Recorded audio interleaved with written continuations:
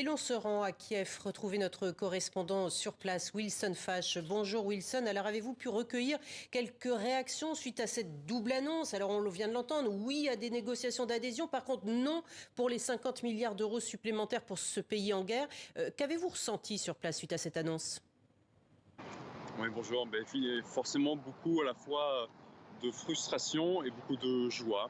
De joie par rapport à cette annonce que le processus d'adhésion pour l'Ukraine au sein de l'Union européenne va pouvoir commencer, même si c'est forcément un processus très long, long de plusieurs années.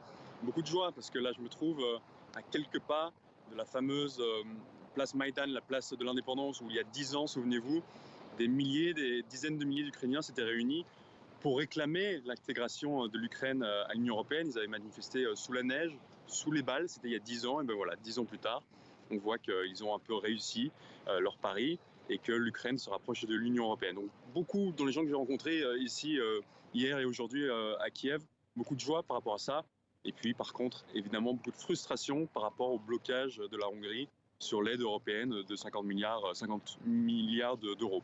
50 milliards d'euros en moins sur le front, ça peut se concrétiser comment par rapport à la contre-offensive qui semble patiner? En tout cas, c'est ce que dit Moscou.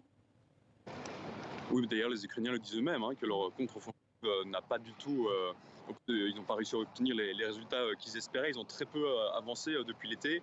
On craint aujourd'hui en Ukraine une guerre de position, une guerre larvée, ce qui serait évidemment une nouvelle terrible pour les Ukrainiens. 50 milliards d'euros, c'est évidemment énorme pour un pays en guerre, surtout que du côté des États-Unis, du côté de Washington, là aussi le soutien à l'Ukraine bloque. Des élus républicains bloquent l'octroi de l'aide à l'Ukraine au Congrès américain. Donc il y a beaucoup de frustration. J'ai parlé il y a quelques jours au maire de Kiev qui me disait cette aide étrangère, elle n'est pas seulement importante, elle est vitale. Sans cette aide, on va mourir. Wilson Fache, vous qui êtes reporter de guerre, vous êtes d'ailleurs fraîchement couronné par la plus prestigieuse récompense du journalisme francophone, le prix Albert Londres 2023 de la presse écrite, pour 5 reportages, dont un en Ukraine où vous vous trouvez actuellement. Comment couvre-t-on une guerre de haute intensité qui dure depuis bientôt 2 ans maintenant? C'est forcément compliqué. Ce qui est compliqué là en ce moment, c'est l'accès au terrain, l'accès à la ligne de front. Les Ukrainiens nous empêchent de ça. Je pense qu'ils ne veulent pas forcément qu'on montre qu'ils n'avancent pas. Ils ne veulent pas montrer des images de soldats morts et blessés. Ils ne veulent pas aussi nous mettre en danger. Donc on a en ce moment-là, beaucoup de mal à accéder au terrain. Bon, après, il y a encore plein de sujets à faire aussi auprès des civils sur l'arrière-front. Mais c'est compliqué. L'un des papiers qui avait été récompensé par le prix Albert Londres que j'ai écrit en Ukraine, c'était justement 2 jours et 2 nuits dans les tranchées en Ukraine. Ça, c'était un accès assez exceptionnel qu'aujourd'hui, je n'arrive pas à retrouver. Sans doute lié au fait que, justement, cette contre-offensive n'a pas porté ses fruits.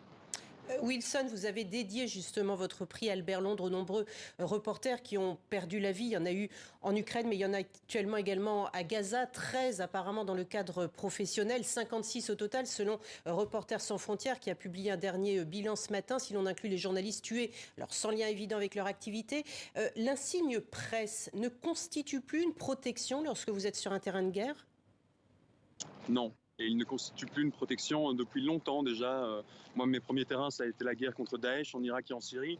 On sait que c'est une organisation terroriste qui visait spécifiquement les journalistes. Donc je le sais depuis les débuts de ma carrière que l'insigne presse ne protège plus. Il ne protège pas en Ukraine. Beaucoup de journalistes ont été tués. Il ne protège certainement pas à Gaza. Vous avez rappelé les chiffres. On insiste à une véritable hécatombe. La guerre entre le Hamas et Israël se transforme en fait en guerre contre les journalistes. Est-ce que vous retournerez sur le terrain pour couvrir ce conflit, Wilson? Au Proche-Orient, oui, bien sûr. Je compte me rendre en Israël et en Cisjordanie dès le mois de janvier. Et à Gaza, dès que possible, mais vous le savez, l'accès est extrêmement compliqué, pour ne pas dire impossible. Il n'y a uniquement des journalistes locaux à Gaza ou alors des journalistes étrangers qui rentrent avec l'armée israélienne. Mais pour le moment, on ne peut pas travailler à Gaza de manière indépendante. Merci beaucoup, Wilson Fache, d'avoir été en direct avec nous dans ce journal.